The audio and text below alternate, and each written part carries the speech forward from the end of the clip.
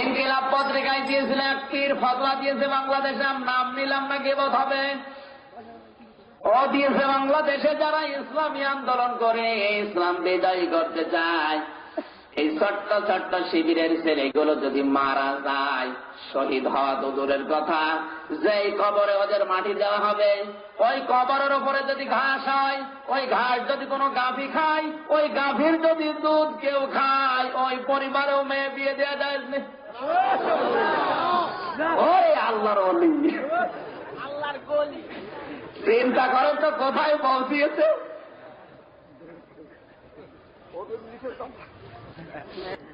বিশ্বনবী মুহাম্মদ রাসূলুল্লাহ মারা সুন্নাত বলতে যেটা বুঝিয়েছেন, আমি যতটুকু বুঝি কোরআন হাদিস পড়ে, বাংলাদেশে মরা সুন্নাত জিন্দা করার জন্য যদি এখন ভোট করা লাগে, সংগঠন করা লাগে, জীবন দেওয়া লাগে, কিয়ামতের দিনে একটা জীবনের বিনিময়ে 100 গলা কাটা শহীদের সওয়াব নিয়ে ওঠা যাবে।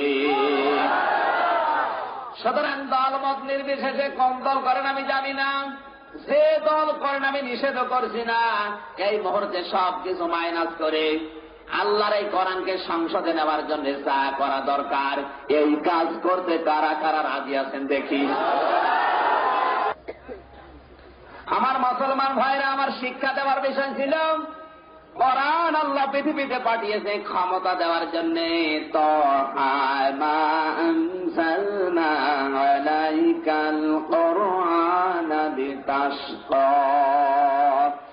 আল্লাহ পাক বলেন, হে নবী, কোরআন আপনার কাছে আমি এই জন্য পাঠাইনি যে কোরআন আপনাকে ভাগ্যহত করবে, কোরআন আপনাকে প্রজা বানিয়ে রাখবে, বরং কোরআন দিয়েছি আপনার ভাগ্য প্রসন্ন করার জন্য, কোরআন দিয়েছি আপনাকে ক্ষমতা দেওয়ার জন্য।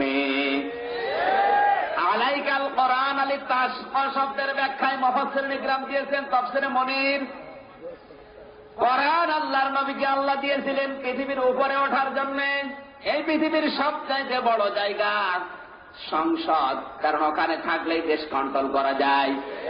বিশ্বনবী নিজে 10 বছর এই কোরআন দিয়ে এই সংসদ চালিয়েছিলেন। এখানে দুনিয়ার কাজ, কিসের কাজ বলেন তো? আল্লাহ আমাদের এই কাজ করে, এই মরা সুন্নতটা চিন্তা করার তৌফিক দিন। ধরে বলেন আমিন।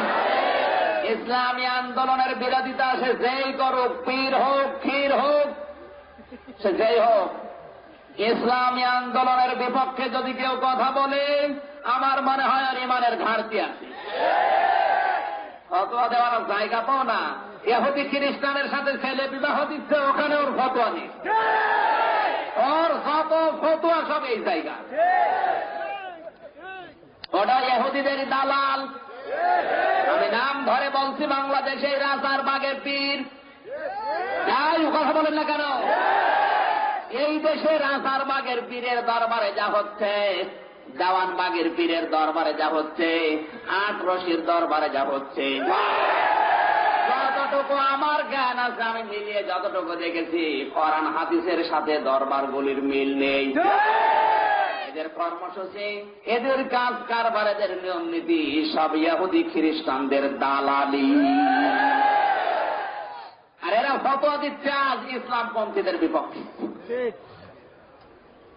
আর একটা ছেলে কলেজে পড়ে, স্কুলে পড়ে, ওদের কোরআন পড়ে, হাদিস পড়ে, এইটাই তো বড়। যে দেশের শিক্ষা ব্যবস্থার সিলেবাসে কোরআন নেই, হাদিস নেই, এরপরে ও যে সংগঠন ভুক্ত হওয়ার পরে কোরআন হাদিস পড়ছে, ওর জীবন তো ধন্য। ফতোয়া দেওয়ার জায়গা পাও না, যত ফতোয়া তোমার এই জায়গায়। বিশ্ববিদ্যালয়ে দেখেছি অনেকে মদ দিয়ে সকালবেলা কুলি করে। এই ছাত্র সংগঠন করলেন, মদ খাওয়া যায়, বিড়ি খাওয়া যায়, সিগারেট খাওয়া যায়, হিরোইন খাওয়া যায়, ওখানে তোমার কোন ফতোয়া চলে না। যত ফতোয়া, সেই ছেলেটা যুবক বয়সে তাহাজ্জুদ পড়ে ওই জায়গায়, তোমার চাইতে আল্লাহর ভয় বেশি। আমার ভাইরা, এখানে কোরআনে কারিম আল্লাহ দিয়েছে পৃথিবীর ময়দানে ক্ষমতা দেওয়ার জন্য। কোরআন যতদিন মুসলমানদের কাছে ছিল, ততদিন মুসলমানরা ক্ষমতায় ছিল।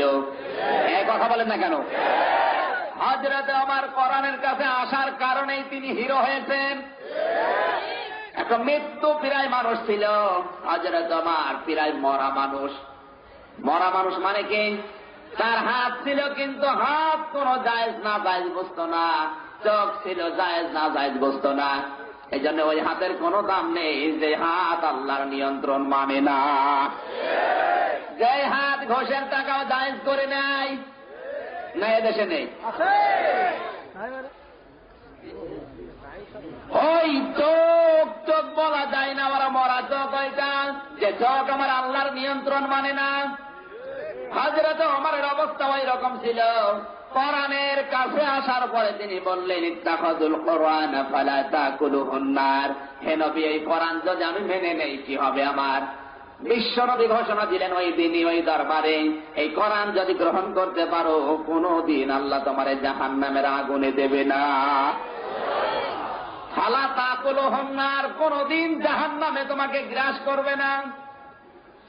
অমান তারাকাহু মিন জাব্বারিন ফাসসামাহুল্লাহ, কিন্তু কোন দাম্ভিক, কোন রাজশক্তি কোরআন যদি তরক করে, কোরআন যদি পেছনে ফেলে রাখে, কোরআন যদি ছেড়ে দেয়, আমি আল্লাহর নবী বলছি ওই রাজশক্তিকে আল্লাহ দুনিয়া থেকে খান খান করে বিদায় করে দেবে। Thanks for watching. Don't forget to like the video and don't forget to subscribe.